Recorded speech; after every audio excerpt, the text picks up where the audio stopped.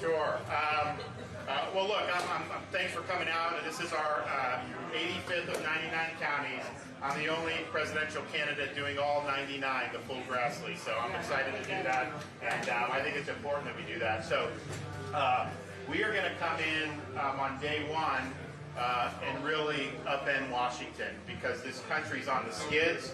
We see decline across a variety of areas, and it's not going to be enough to be some type of old guard Republican that just wants to manage the decline a little bit better than the Democrats. We've got to reverse this country's decline. We need to usher in a new birth of freedom, and so that's what we're going to do. We'll start on day one. We'll do border. We'll declare it a national emergency. Send troops to the border. Stop the invasion. I'm deporting.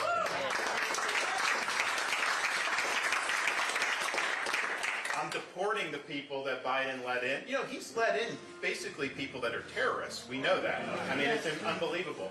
We're going to do that. I'm going to build the border wall. I'm actually going to have Mexico pay for it. The way you do it is you charge fees on remittances that people send back to Mexico, Central America. So we'll do the fees on that, raise billions of dollars. We'll build that. But we are going to lean in against the Mexican drug cartels, treat them as foreign terrorist organizations, and use deadly force, because they are killing our people and they're invading this country, and it needs to stop. So I'll be the president, after all the years of rhetoric, that will finally bring the issue of the border into a successful conclusion.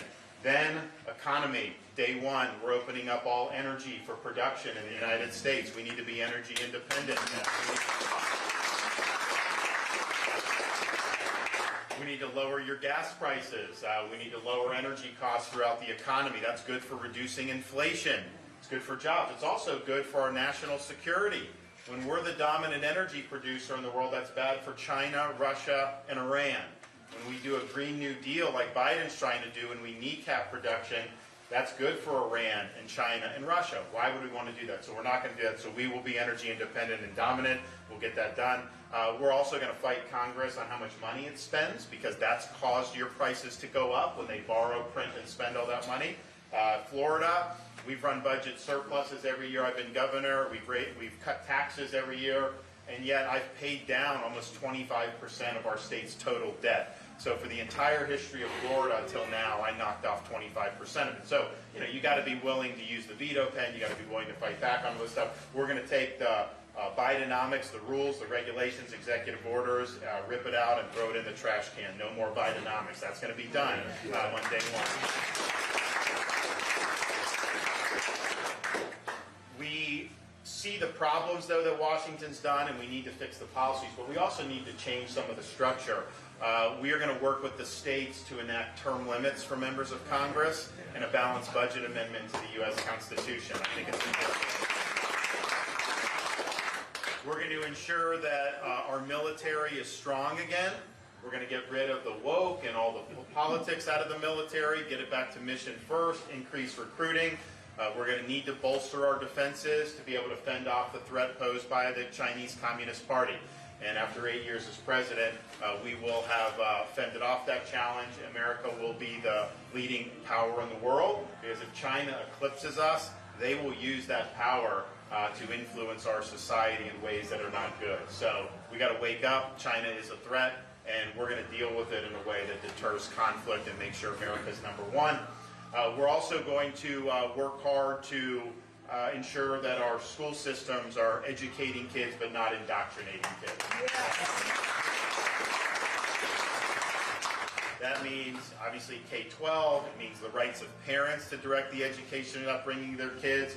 We got to do what, like we did in Florida, like no things like critical race theory, don't put transgender ideology in these schools, and all that. Have American civics and Constitution be an important part of education for our youth. We need to teach people what it means to be an American.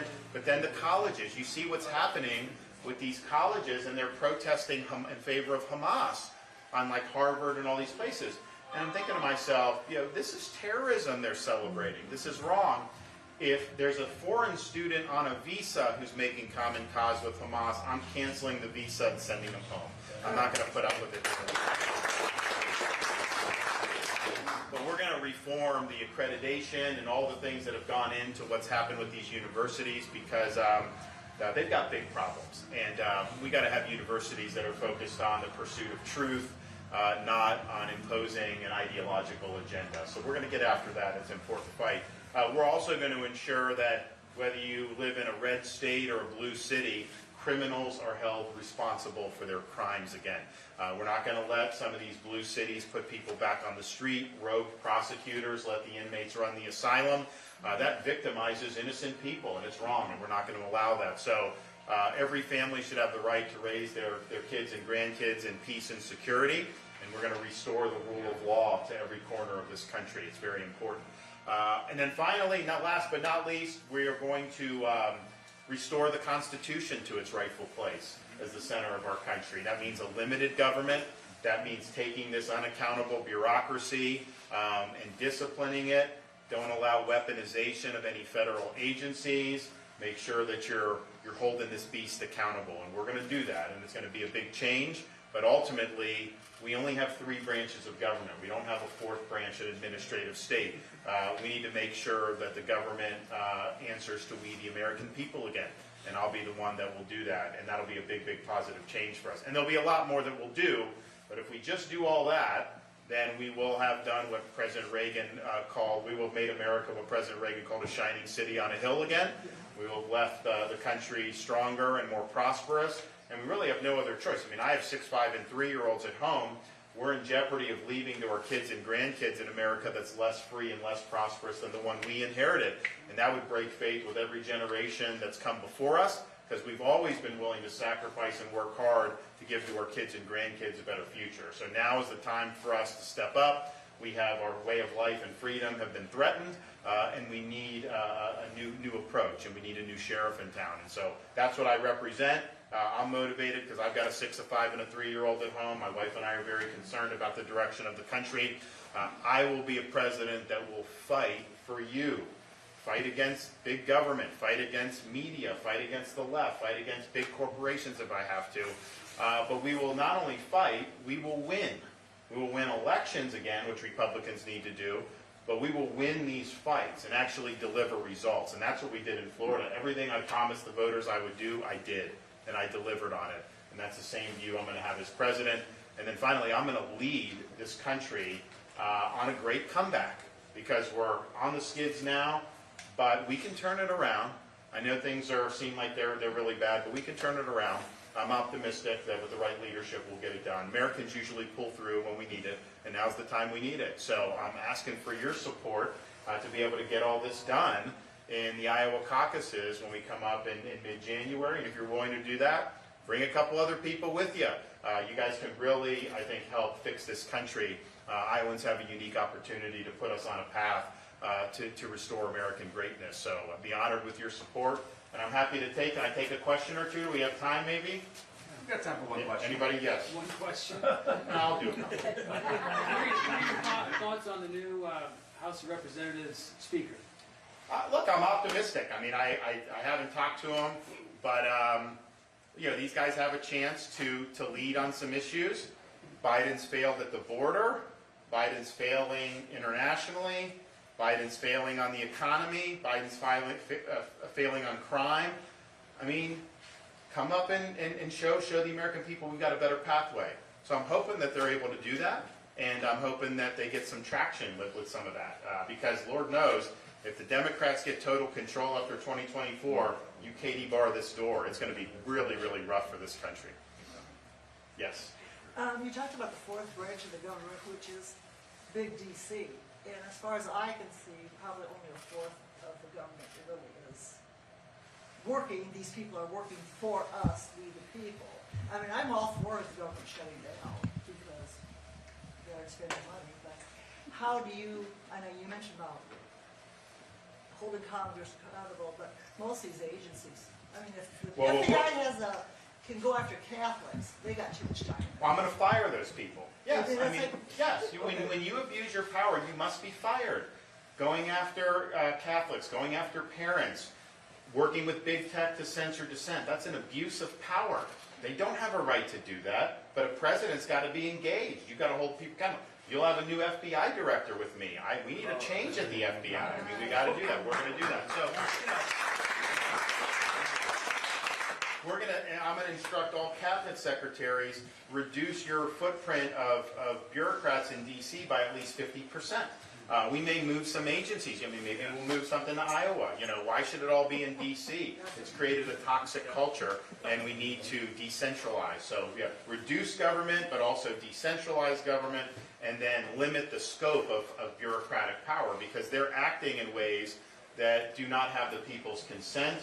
They'll issue rules and regulations that have never been voted on by the Congress, and so constraining that, I think, is really important. Yes. Yeah. You know, it concerns me greatly, and I'm an old fart, and it probably will not affect me and so forth, but it's going to affect my kids, your children. How do you prescribe, I mean, reducing government altogether, or what? Yeah, no, well, we need to do that, but I think the top thing to do immediately is the inflation and the interest rates, and that's you do have to reduce government to do that, because that's driven that. Energy production, there's a whole host of things we're going to do, but what's happened when inflation goes and they raise interest rates, the debt we do have, the cost to service that goes up dramatically. Yeah. So servicing the debt now at these prices, when they have to go and do that, it's gone from where we used to be, you know, maybe a couple $100 billion a year. It's going to end up hitting $1 trillion a year just to service our debt, which will be more than what we spend on the military. So you gotta rectify that, and I think the inflation is what we need to do. So by spending less, that helps reduce the deficit too directly, but I think even more importantly, the indirect of stabilizing these prices, getting interest rates down, and then growing the economy. I mean, we haven't had sustained growth of 3% since, I think, before this great financial crisis of 2008. And, you know, not saying that's the only thing that matters, but if you do that, it matters. Like Florida's a good example. My state is, you know, we've led in net in-migration every year since I've been governor. We just led in 22. They just published the numbers. And so we got people coming in. We have to provide, I have to build more schools, I have to build more roads, I have to do that stuff. So like I've had to accommodate this big growth. But as that was happening, and even after we had to do that, I'm cutting taxes on people, and yet I have more revenue coming in because the economy is growing at a fast clip. And that's why we run surpluses. That's why we paid down debt, because ultimately we have a solid economic foundation. So if you want to solve the budget problems, we've got to get our economic foundation, our economic house back in order for growth, low interest rates, low inflation, all those fundamentals. Because if you don't do that, you're never going to be able to solve any of this. All right, well, thank you. It's so good to see you all. Thank you for coming out.